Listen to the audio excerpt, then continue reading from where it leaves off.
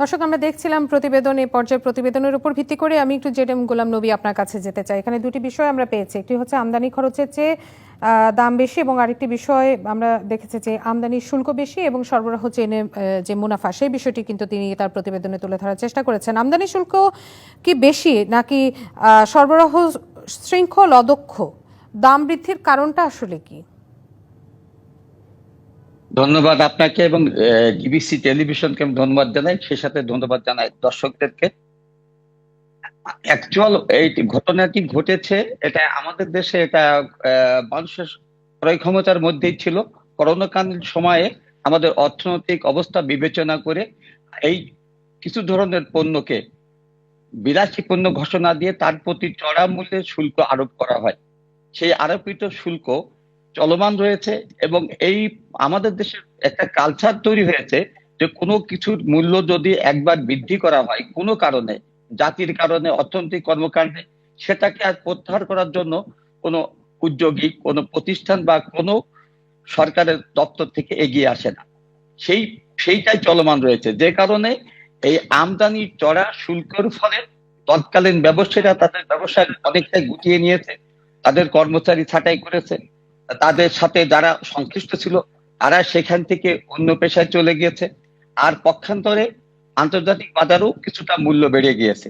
আর আমাদের এই চড়া মূল্যর ফলে আমদানিতে যে পণ্য, যে বাজার দর দেওয়া হয়, সেটি নিম্নবিত্ত এবং সীমিত আয়ের লোকের নাগালের বাইরে চলে গিয়েছে, যার ফলে এই ব্যবসাটার জন্য উপযোগী যে প্রতিষ্ঠানগুলো ছিল তারা ক্রেতার অভাবে এই আমদানিটা সীমিত করেছে। আর অন্য কোনো সমস্যাটা যদিও থাকে, সেটা উল্লেখযোগ্য কোনো কিছু না আমার কাছে মনে হয়। জি, এখানে আপনি একটি কথা উল্লেখ করেছেন যে ক্রেতার অভাব রয়েছে। আমি একটু জনাব খন্দকার শরীফুল ইসলাম আপনার কাছে একটু যেতে চাই। ক্রেতার অভাব রয়েছে, ক্রেতাকে কেন বিদেশি ফলই খেতে হবে? আমাদের দেশে তো ফলের অনেক বৈচিত্র্য রয়েছে, তারপরেও কেন আমরা এই বিদেশি ফলের দিকে ঝুঁকছি? ধন্যবাদ। আসলে ফল আমাদের দেশে উৎপাদন হচ্ছে, ইদানিংকালে অনেকটাই বেশি উৎপাদন পরেও আমাদের যে জনসংখ্যা, সেই জনসংখ্যার তুলনায় কিন্তু এখনো আমাদের উৎপাদন এটি পর্যাপ্ত পরিমাণ নয়।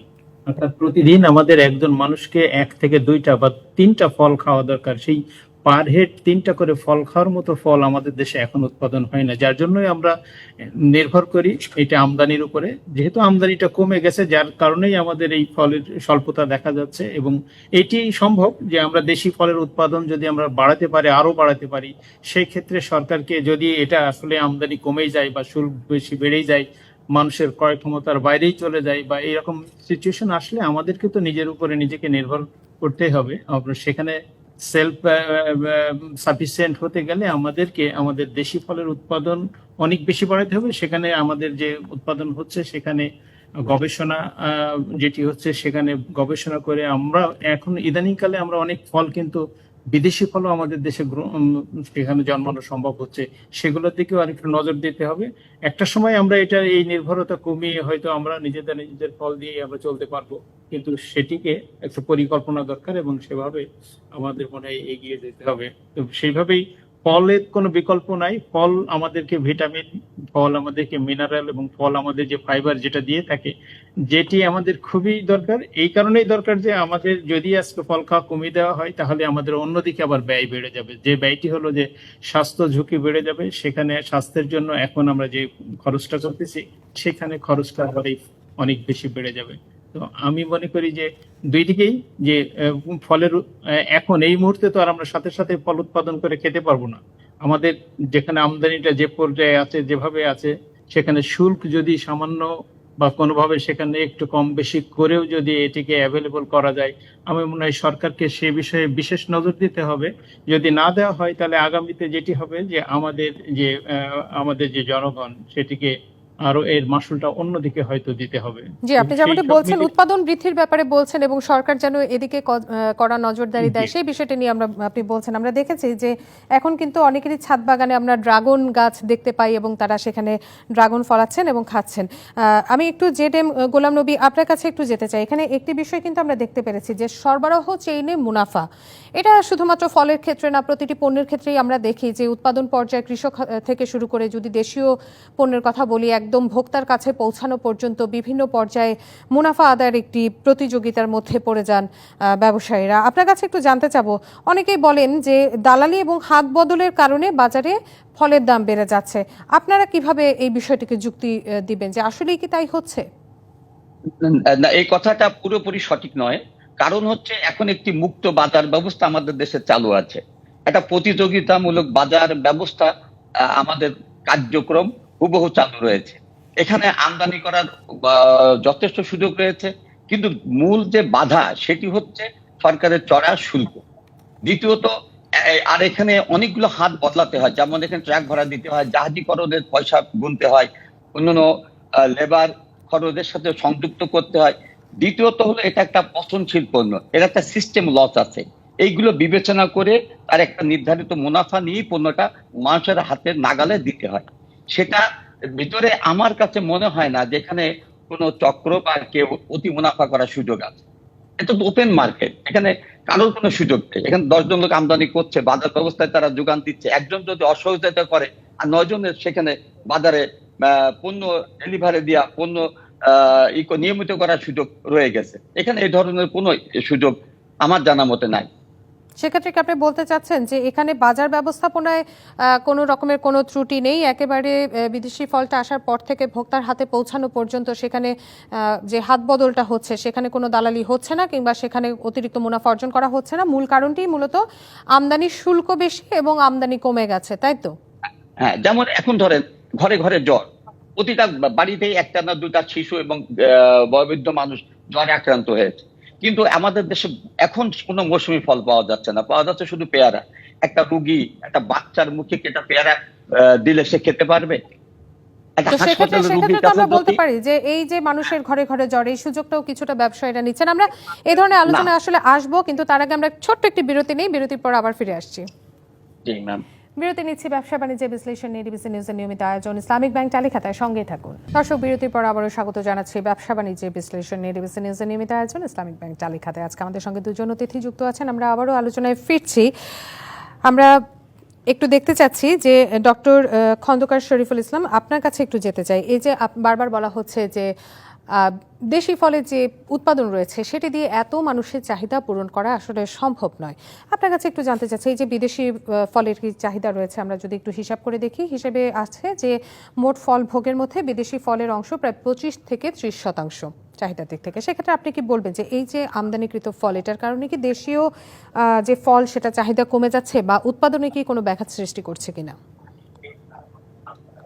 ধন্যবাদ। আসলে উৎপাদন আমাদের দেশে বেড়েই চলেছে, দেশীয় ফলের উৎপাদন কিন্তু কোনোভাবে কমে নাই, যা ছিল বেড়েই চলেছে। এখন দেখেন বাজারে গেলে আপনি পর্যাপ্ত পরিমাণ পেয়ারা পাওয়া যাবে, বাজারে গেলে পর্যাপ্ত আমড়া পাওয়া যাবে, বাজারে গেলে পর্যাপ্ত পরিমাণ এখনকার যে ফলগুলোর দরকার, পেয়ারা, আমড়া, ইভেন আমলকিও আমাদের দেশে যথেষ্ট পরিমাণ রয়েছে। কিন্তু আমাদের অনেকদিন যাবতই, দীর্ঘদিন যাবতই কিন্তু মানুষের একটা অভ্যাস হয়ে গেছে যে এই ফলগুলাও আমাদের নাগালের মধ্যে ছিল।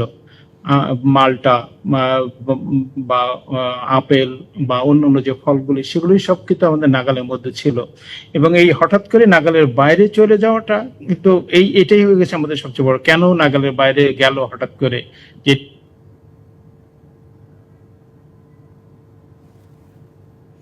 জি, আমরা যেটাকে বলছি শুধুমাত্র জি বাজার ব্যবস্থার কারণে হতে পারে আমদানি কমে যাওয়াটা, কেনই বা সেটি হবে। সেই জন্য আমরা কিন্তু আমাদের দেশীয় ফল কমে নাই, দেশীয় ফল বেড়েছে, কিন্তু আমাদের যে পরিমাণ আমরা বিদেশি ফলটাও ভোগ করতাম সেই ভোগটা আমরা এখন আর করতে পারছি না।